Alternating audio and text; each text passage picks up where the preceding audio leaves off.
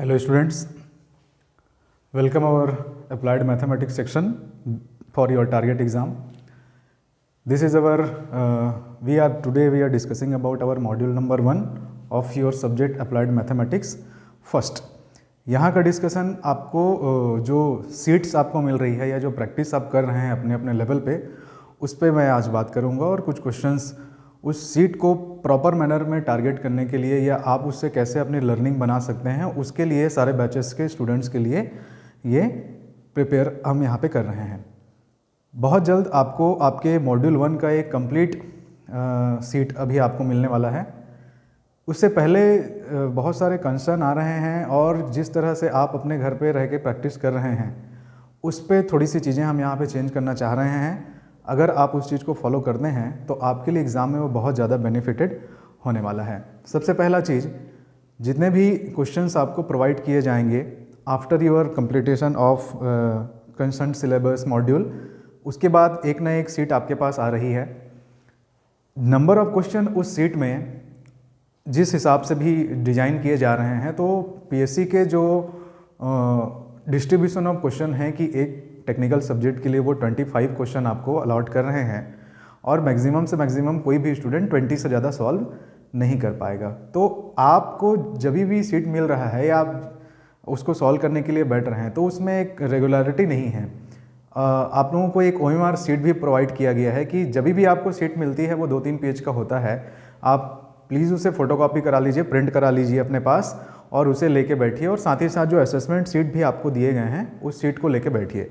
उस assessment seat के नीचे कुछ कॉलम्स भी लिखे हुए हैं कि कितने आपने अटेम्प्ट किए, कितने आपके छूट गए, कितने आपके नेगेटिव मार्किंग की वजह से इफेक्ट हुए और ओवरऑल मार्क्स आपने कितना उसमें आपको मिला। तो वो सारी चीज़ें आप असेसमेंट सीट में नीचे अपना लिखिए। अभी बहुत सारे जगहों से ऐसा चीज़ देखा जा रहा है कि आप कहीं से भी ऑब्जेक्टिव की चीज़ों को उठा के घर में पढ़ने बैठ गए हैं। अगर किसी अच्छे एग्ज़ाम्स के ऑब्जेक्टिव वाले किसी किताब आपके पास है और उसके पीछे आप देखेंगे तो जनरली 50 से 100 क्वेश्चन होते हैं, 100 से भी ज़्यादा होते हैं एक टॉपिक के क्वेश्चन। ठीक है, आपकी प्रैक्टिस आपके पास, हम ऐसा समझते हैं कि ऐसा जो स्टूडेंट है उसके पास बहुत ज़्यादा टाइम है जो इस चीज़ को परफॉर्म कर रहा है, लेकिन वो जो किताबें हैं वो जो हायर लेवल के एग्ज़ाम्स हैं उसका सिलेबस और आपके यहाँ के सिलेबस में कोई मेल नहीं है। ठीक है, क्वेश्चंस उस तरह के दिखने वाले हो सकते हैं, कोई भी हम आपको बिल्कुल भी सजेस्ट नहीं कर रहे हैं कि एज इट इज़ वही क्वेश्चन आपके एग्ज़ाम में खासकर मैथमेटिक्स और फिजिक्स के सेक्शन से वैसे ही वैसा वहाँ पे दिखता हुआ मिल जाएगा। हम कंसेप्ट बिल्टअप करने की कोशिश कर रहे हैं।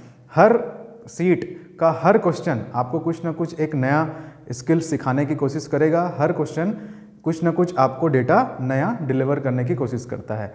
तो आपके लिए ज़रूरी है कि अगर सब्जेक्ट हैवी है तो उसके 20 क्वेश्चन का बंच लीजिए, आप सिर्फ 20 क्वेश्चन का बंच लीजिए और 20 क्वेश्चन के लिए अपने आप को सिर्फ 30 मिनट अलॉट करिए और 30 मिनट अलॉट करके उन 20 क्वेश्चंस को आप सॉल्व करिए। अगर आप सिर्फ कोई किताब ले लिए हैं और उसके पीछे जितने ऑब्जेक्टिव दिए हैं उसको बैठ के सॉल्व करते जा रहे हैं, नहीं बन रहा है तो आंसर देख ले रहे हैं, तो इससे कोई फ़ायदा नहीं होने वाला आपको। आप भी समझ रहे हैं कि वहाँ जो चीज़ का हम इस चीज़ को टारगेट करने की कोशिश करते हैं कि टाइम कितना बचाएंगे आप।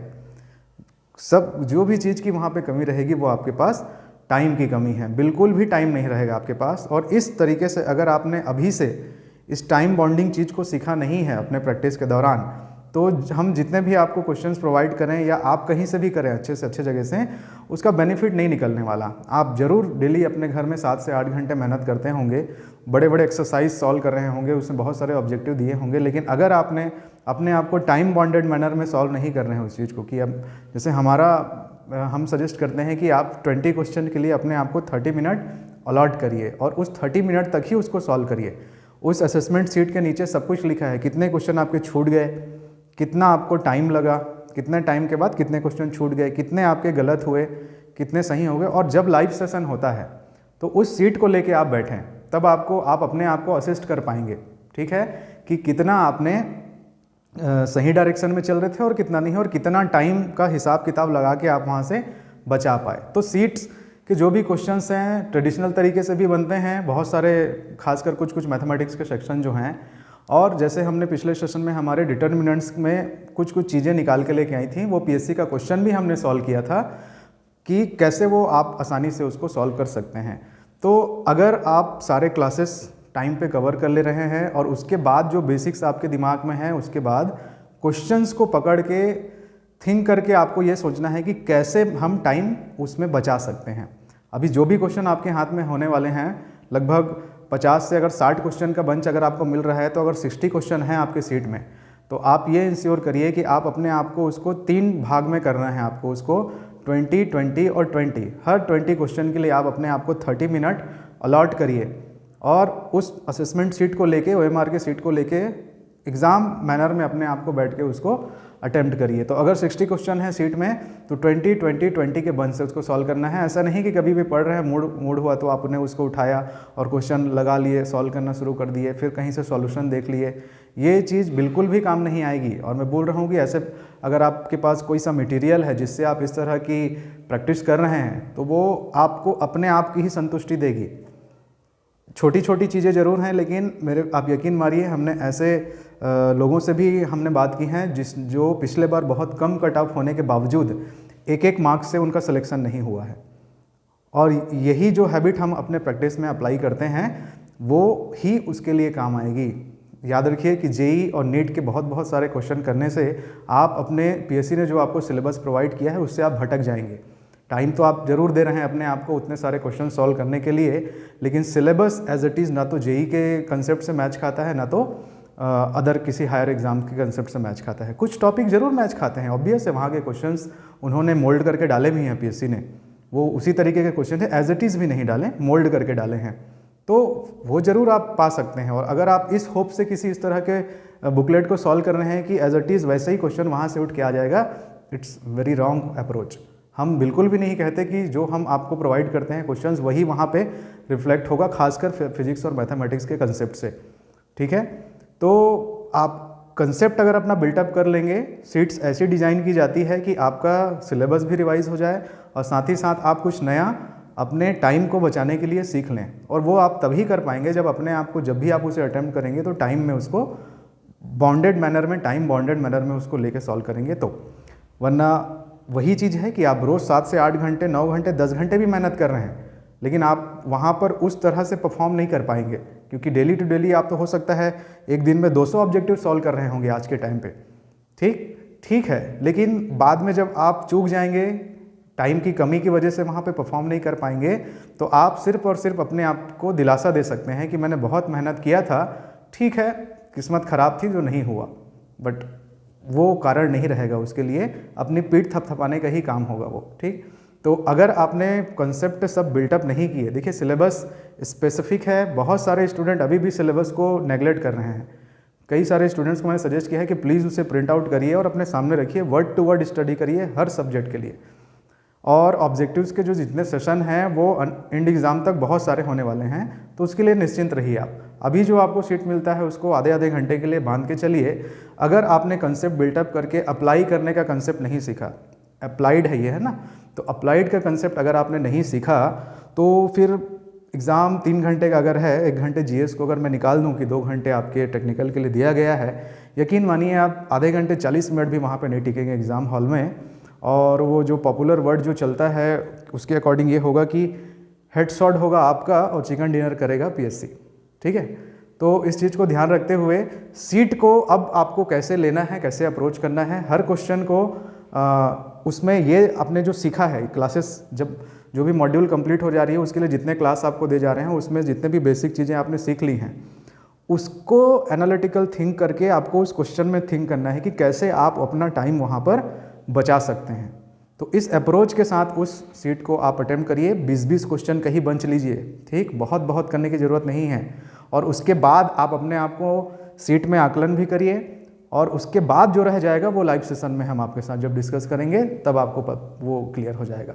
ठीक है, सो नाउ आई मूव कुछ क्वेश्चंस सीट के जो बने हैं उसमें से कुछ क्वेश्चंस हम यहाँ पे आपके साथ डिस्कशन के लिए ले रहे हैं।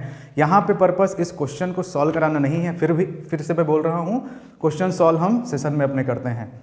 यहाँ पर जिस अप्रोच से आप उसके साथ बैठें, उस अप्रोच को मैं आपको बताने की कोशिश करूँगा यहाँ पर क्वेश्चंस के माध्यम से सिर्फ आज हम। अच्छा, और ये हमारा मॉड्यूल नंबर 1 था जिसमें डिटर्मिनेंट से रिलेटेड चीज़ें हम लोगों ने ट्रिग्नोमेट्री से बेस्ड और नॉर्मल तरीके से डिस्कस कर ली थी 2 शीट्स में।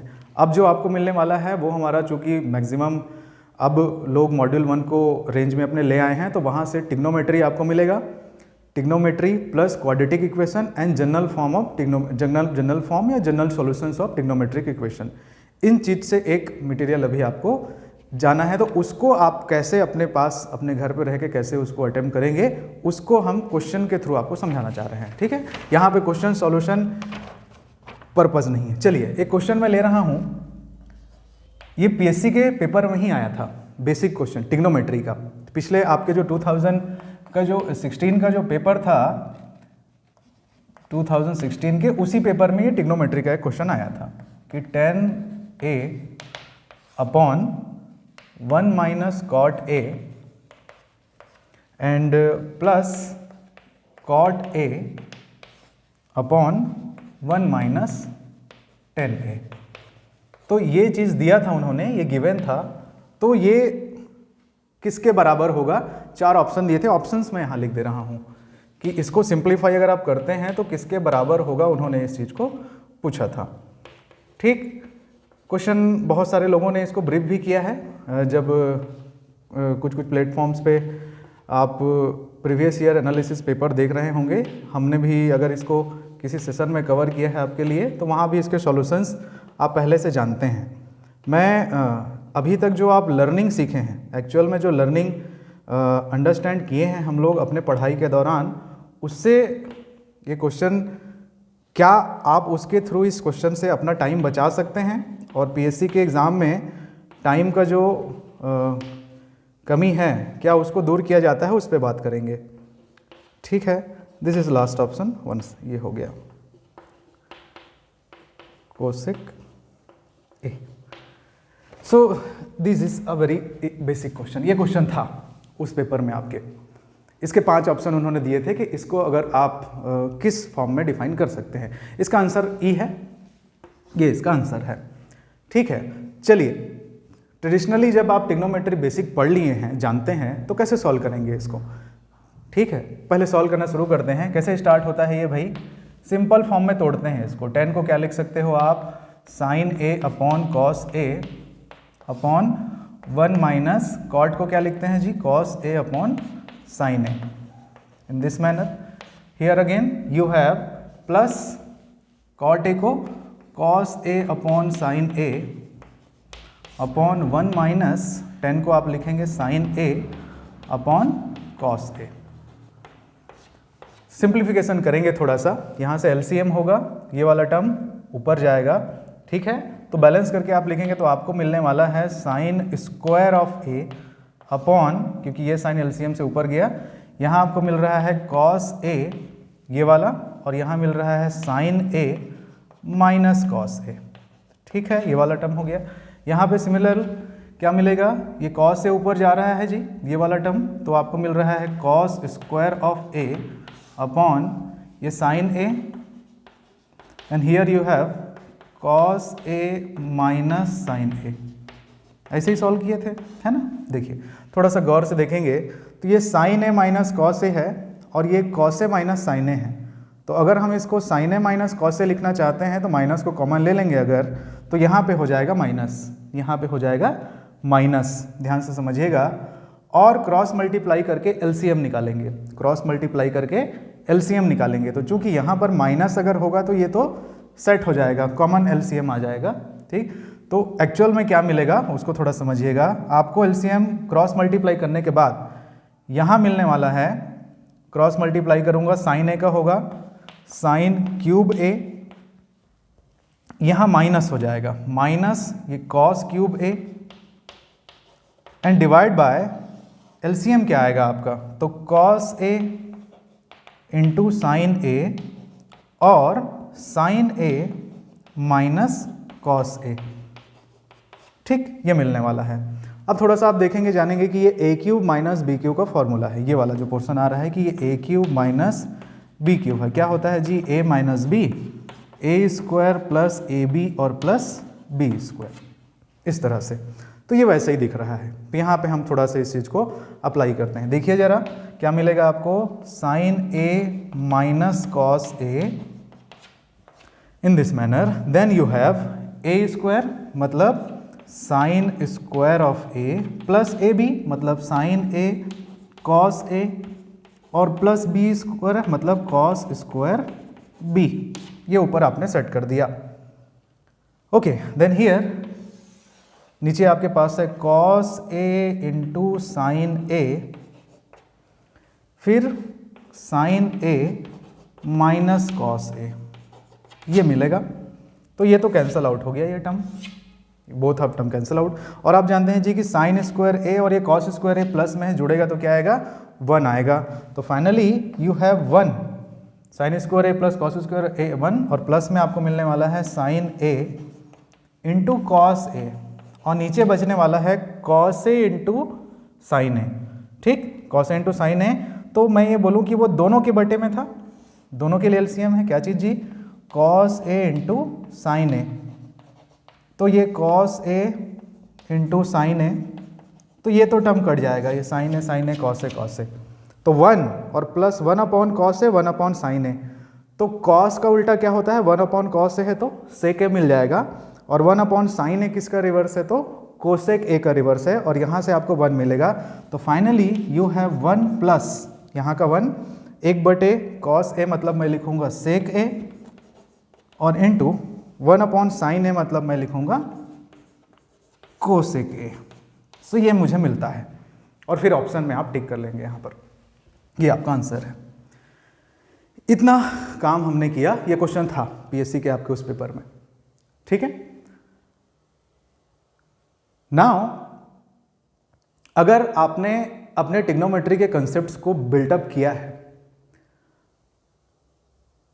ठीक से बिल्टअप किया है, अपने अपने अपने कंसेप्ट्स आपने बनाए हैं, और अगर आप उस चीज़ को, टूल बहुत सारा दे देता है ट्रिग्नोमेट्री हमको ना, हम अप्लाई करना उसे कैसे सीखेंगे, इस चीज़ को आपको समझना है।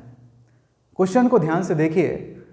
क्वेश्चन को देखने के बाद आंसर में 5 ऑप्शन जो दिए हैं, वो ये बोल रहा है कि वो जो एक्सप्रेशन है, कहने का अर्थ है कि वो जो एक्सप्रेशन है वो बराबर होगा ना, इक्वल टू होगा किसी, इन 5 में से किसी एक के बराबर वो होगा, वो क्वेश्चन ये बोल रहा है।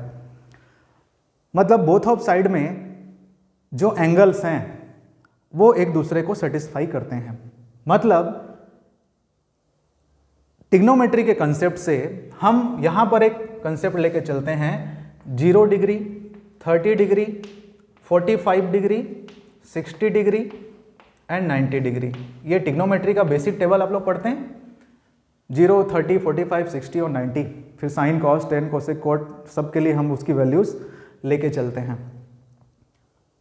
ट्रिग्नोमेट्री को हैंडल करने के लिए आपको, जैसे आपने डिटर्मिनेंट में नंबर लाइन थ्योरी पढ़ा, सीखा नंबर लाइन थ्योरी कि 0, 1, -1, -2, वो तो बोथ ऑफ साइड में मूव करता है, वैसे ही आपको इन एंगल्स को अपना एप्लीकेशन पार्ट में यूज़ करना आना होगा, सीखना होगा। इन एंगल को आपको काफ़ी ज़्यादा प्रायोरिटी देके अपने पास दिमाग में बांध के रखना है। कैसे, उसको समझिए। ये क्वेश्चन जो है इस चीज़ को शो कर रहा है कि इक्वल टू इसमें से कुछ है भाई, मतलब एक क्वांटिटी है एंगल की, कुछ भी लोगे तो उससे वो क्या होता है, सॉल्व होता है।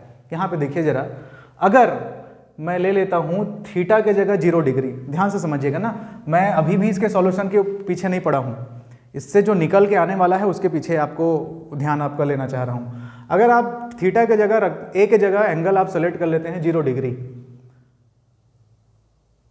तो tan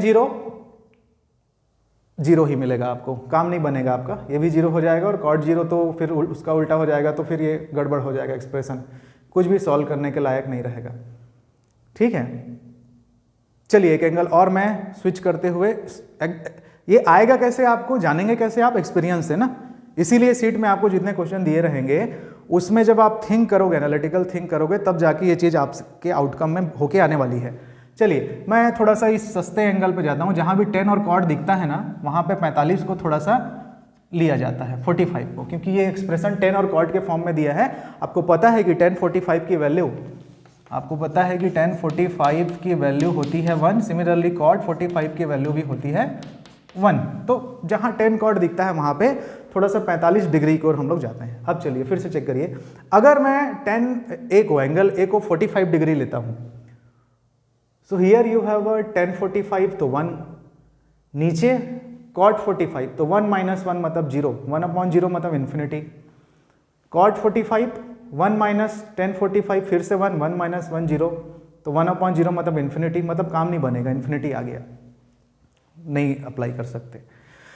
but when you apply your more concept, अगर मैं यहां पे लेता हूं a is equal to -45, angle की वैल्यू मैंने ले ली -45 डिग्री,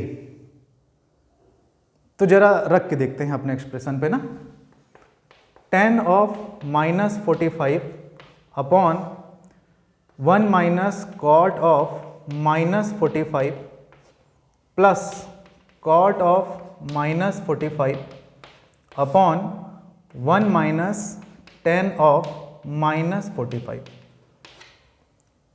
-45, सब जगह आपने क्या रख दिया, -45 इसमें हमने रख दिया।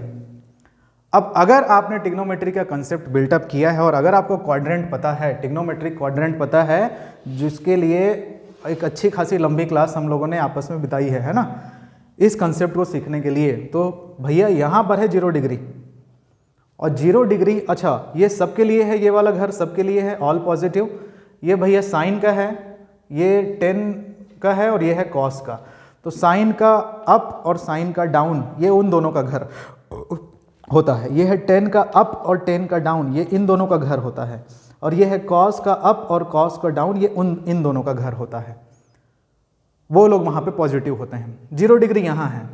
अगर किसी भी एंगल को -θ लिखना है, -θ लिखना है, अगर मैं लिखना चाहता हूँ कि tan -θ, मतलब उसे आप लिखोगे tan 0 -θ, 0 -θ, तो 0 यहाँ है, ये 90 डिग्री है, ये 270 डिग्री है, ये सॉरी दिस इज 180 डिग्री, ये 270 डिग्री, ये 0 और 2 पाई, एक सर्कल, तो ऐसा एंटी क्लॉकवाइज इसका मोशन होता है सिस्टम का।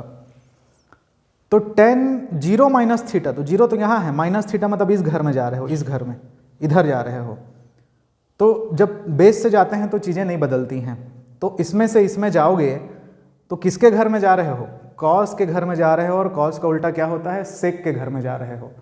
तो tan 0 -θ क्या लिखोगे आप, 10 बदलेगा नहीं क्योंकि बेस से जा रहे हो, 10 - tan θ, क्या लिखोगे -tan θ। कोई भी एंगल 10 में नेगेटिव आएगा तो उसको क्या लिखते हैं अपन, -tan θ। आपको आता है बेसिक चीज़, तो कम से कम मैं इस चीज़ को होप करता हूँ। चलिए, तो सब जगह आप थोड़ा देख लीजिए, फिर ये यहाँ कौन पॉजिटिव होंगे, कॉस पॉजिटिव होगा और सेक पॉजिटिव होगा, और 0 -θ आपने लिया है, तो फिर आप लिख सकते हो भाई कि tan -45 को आप लिखेंगे -tan 45 in this manner.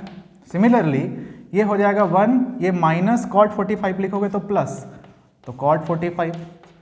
Similarly here you right -cot 45, नीचे आप लिखेंगे 1 और ये माइनस है तो ये प्लस हो गया ना, क्योंकि tan of -θ is -tan θ। Similarly cot of -θ is -cot θ, then you here you have tan 45. Put the values. Tan 45 is 1, तो -1 upon here you have 1 and this is also 1, तो 1 upon 1, again you have a -1 and here 1 1 1, तो finally आपको मिलने वाला है -2। Okay, I am sorry, this is 2, this is 2 and this is 2 जी, ठीक है। तो ये मिला, ये 1 + 1 2, 1 + 1 2, -1/2, -1/2, फाइनली व्हाट यू गेट, -1।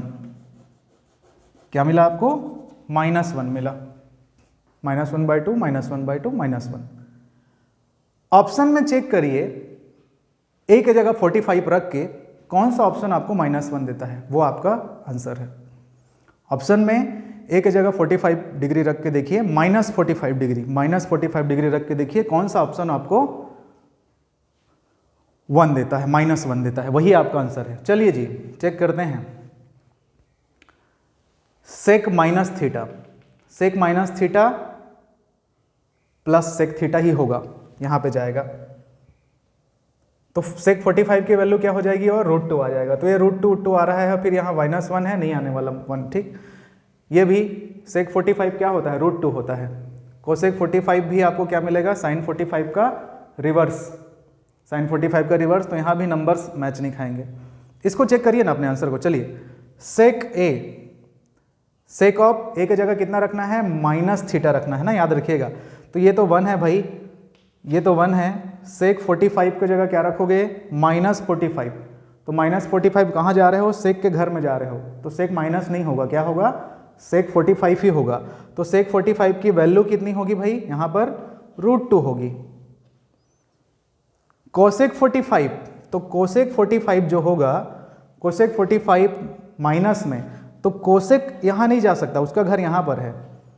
तो कोसेक यहाँ पे जाएगा तो माइनस हो जाएगा, और कोसेक 45 की वैल्यू √2 माइनस में -√2, then what you have 1, this is minus and √2 2, output क्या मिला जी, -1। ये आपका ऑप्शन है, दिस इज योर आंसर। तो अगर ट्रिग्नोमेट्री का क्वाड्रेंट आपको पता है, ये तो मैं अभी सिर्फ 45 एंगल को लेके सीख रहा हूँ, 0 एंगल भी आपको बहुत हेल्प करेगा, 60 डिग्री एंगल भी बहुत हेल्प करेगा, 30 डिग्री एंगल भी बहुत हेल्प करेगा, 90 डिग्री एंगल भी बहुत हेल्प करेगा। तो इस क्वेश्चन को आप ऐसे बनाइए, लीजिए समय अपना। अब थोड़ा देखिए, जब ये चीज़ आता है तो क्या करेंगे आप, डायरेक्ट पुट किया मैंने यहाँ पर -a के जगह पे -45, उतना मैं सॉल्यूशन ये जो लिखा हूँ वो आपको दिखाने के लिए है, समझाने के लिए, इतने करने की ज़रूरत नहीं पड़ेगी। आप जैसे ही यहाँ पे देख के ही लिखेंगे कि a की जगह मुझे क्या रखना है, -45 एंगल में, क्योंकि 45 से नीचे इन्फिनिटी हो रहा है, तो माइनस भी आजमाइए। अब यही चीज़ आपके प्रैक्टिस का जो है वो आपको सिखाने वाला है। तुरंत आप रखेंगे, फिर देखेंगे विथिन अ सेकेंड आपको ये मिल जाएगा कि हाँ, ये रखने से मुझे -1 आता है। अब ऑप्शन में चेक करिए कि कहाँ पे आप अपने एंगल की जगह 45 रखेंगे, तो ये आउटपुट आपको देता है, because this is equal to something, मतलब एक रिलेशन बन रहा है, वो दोनों तरफ से क्या होने चाहिए, बराबर होने चाहिए। और आप बाकी जगह चेक कर सकते हैं, आपको आंसर नहीं मिलेगा। देखिए ये 1045 1 -45 -1 -1 -2 मिलने वाला है, यहाँ से भी नहीं मिलेगा, यहाँ से भी, यहाँ से भी। This is your answer. और ऐसे जब बनाएंगे तो आपको इतना नहीं करना पड़ेगा। ये तो ये पीएससी ने दिया था ना क्वेश्चन, पीएससी वालों को पता होता है कि टाइम का खेल कहाँ पे होना है, टाइम कैसे बचाना है। और आपको जहीं से भी प्रैक्टिस करिए, आप अगर सिर्फ और सिर्फ अपने आप को संतुष्ट करने के लिए घंटों घंटों की प्रैक्टिस कर रहे हैं, उससे काम नहीं चलने वाला। बंच में रोज 150 200 ऑब्जेक्टिव सॉल्व कर रहे हैं, उससे काम नहीं चलने वाला। कम क्वेश्चन लीजिए और जितना आपने कॉम्पैक्ट पढ़ाई किया है उसको अप्लाई करके देखिए, ये कैसे आउटपुट में आए हैं।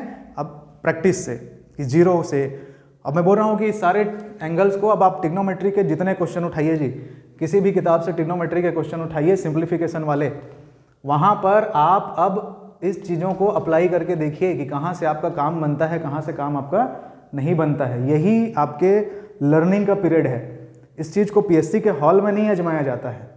और आप जान रहे हैं कि इसका बेनिफिट क्या निकल के आ रहा है कि ये क्वेश्चन विथिन अ 10 सेकंड में ही सॉल्व हो जाएगा। उससे ज़्यादा इसके लायक, इस टाइम देने लायक है ही नहीं ये क्वेश्चन, ठीक है। So this is the purpose कि जब आपके पास क्वेश्चंस का अभी होगा, उसमें याद रखिए कि एक एक क्वेश्चन आपको कुछ ना कुछ लर्निंग सिखाने वाला है। और आप अगर उस चीज़ की तरह अपने आप के जो सीखे हुए कॉन्सेप्ट हैं उसको अप्लाई कर पा रहे हैं, तो पीएससी जो क्वेश्चन देगा, जिसका कोई अनुमान नहीं है हमको, जो क्वेश्चन वो देगा वो आपके पकड़ में आएगा, रेंज में आएगा, और आप अपना टाइम बचा पाएंगे, टाइम बचा पाएंगे, टाइम बचा पाएंगे, टाइम बचा पाएंगे। सॉल्यूशन कितना कर पाएंगे उसका कोई गिनती नहीं है वहाँ पर, ठीक है। चलिए इसको मैं रिमूव करता हूँ, फिर कुछ क्वेश्चन हम लोग थोड़ा सा इसके लिए डिस्कस करते हैं। इसको रिमूव करवाते हैं फिर, है ना। मे बी ये क्वेश्चन आप लोगों को अब क्लियर हो गया होगा ना। Okay, 1 second.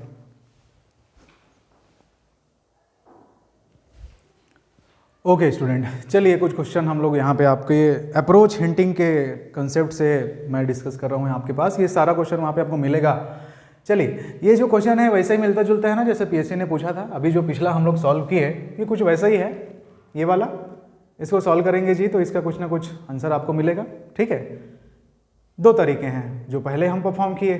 क्या कर सकते हैं आप, साइन को साइन थीटा बटे कॉस थीटा, सेक थीटा को 1 बटे कॉस थीटा, टेन को सेक को तोड़ ताड़ के बैलेंस करेंगे, जमाएंगे, तब जाके आपको आंसर इसका मिलने वाला। ये आप लोगों के लिए ट्राई करिएगा, आप लोग इसको आपको ट्राई करना है। और जो दूसरा मैंने आपको चीज़ सिस्टम समझाया है कि क्या आप उसका उपयोग कर पा रहे हैं, क्या आप इन चीज़ों का उपयोग करके अपना टाइम बचा पा रहे हैं वहाँ पर, ठीक है। The answer for this question is this, first option A is correct answer for this question. इसको आप लोग चेक करिएगा अपने आप में, ठीक। ये टूल है भाई आपके पास। चलिए थोड़ा सा इस क्वेश्चन पे विचार करिए। Question number 3, if tan theta plus sine theta is equal to m and tan theta minus sine theta is equal to n, तो इस पर्टिकुलर क्वांटिटी की वैल्यू क्या होगी वो आपको बताना है। किसका, m square minus N square upon under root mn। Traditional जिस बुक में ये क्वेश्चन है भाई वो डिस्क्रिप्टिव किताब है, उसमें ये सॉल्व करके दिया है पूरा, है ना। कैसे सॉल्व किया है, और पहले m इसका स्क्वायर करोगे इक्वेशन 1 का, m का स्क्वायर चाहिए मेरे को, फिर इसका स्क्वायर करोगे तो tan theta plus sine theta का whole square is equal to m का स्क्वायर, फिर इसका स्क्वायर करोगे, फिर दोनों को घटाया है वो, फिर दोनों को माइनस किया तो ये वाला टर्म मिलेगा। फिर एक बार क्या करेंगे, दोनों इक्वेशन को एक बार मल्टीप्लाई करेंगे, तब तो mn मिलेगा, और उसको ले जा के फिर इसमें रखोगे और फिर सॉल्व करोगे, तो फिर उसके बाद आपको कुछ आउटपुट में आंसर आएगा। इस तरह से ये सॉल्व हुआ है। अब हम इसमें थोड़ा सा अपना कंसेप्ट लगाने की कोशिश करते हैं। चलिए ठीक, अगेन यहाँ पर कुछ जहाँ पर टेन और कॉर्ड दिख जाता है वहाँ के लिए ज़्यादा प्रोबेबिलिटी वाला हमारे पास टूल क्या निकल के आता है, 45। चलिए इसको चेक करते हैं। अगर मैंने ले लिया वहाँ पे उस क्वेश्चन के लिए थीटा इज इक्वल टू 45, तो ये m क्या मिलेगा, m इज इक्वल टू क्या है जी, tan theta plus sine theta है, तो tan 45 1 होता है, और साइन थीटा, तो साइन 45 की वैल्यू जो होती है, आपको ये याद रखना है कितना होता है, 1/√2। साइन 45 इज 1/√2, ये मिल गया आपको। चलिए फिर हमको n निकालना है, तो n भी कैसे मिलेगा, तो n की वैल्यू क्या मिलेगी, इसी कंसेप्ट से n is equal to tan 45 1 और माइनस फिर से साइन 45 कितना मिलेगा आपको, 1/√2। This is clear. अब m और n की वैल्यू को इस एक्सप्रेशन में रख के देख लीजिए, m और n की वैल्यू को अब इस एक्सप्रेशन में रख के देख लीजिए। तो पहले यहां से मैं थोड़ा एक चीज निकाल लेता हूं, m प्लस n क्या मिलेगा मेरे को, m प्लस n क्या मिलेगा, देखिए जरा, 1 प्लस 1/√2 प्लस 1 प्लस माइनस 1/√2, तो ये कैंसल आउट है, क्या मिलेगा, 2 मिलेगा।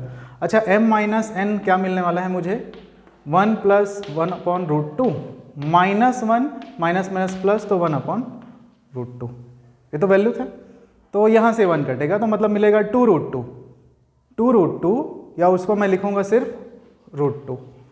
तो m माइनस n क्या मिल गया, √2 मिल गया, और m प्लस n क्या मिल गया, 2 मिल गया।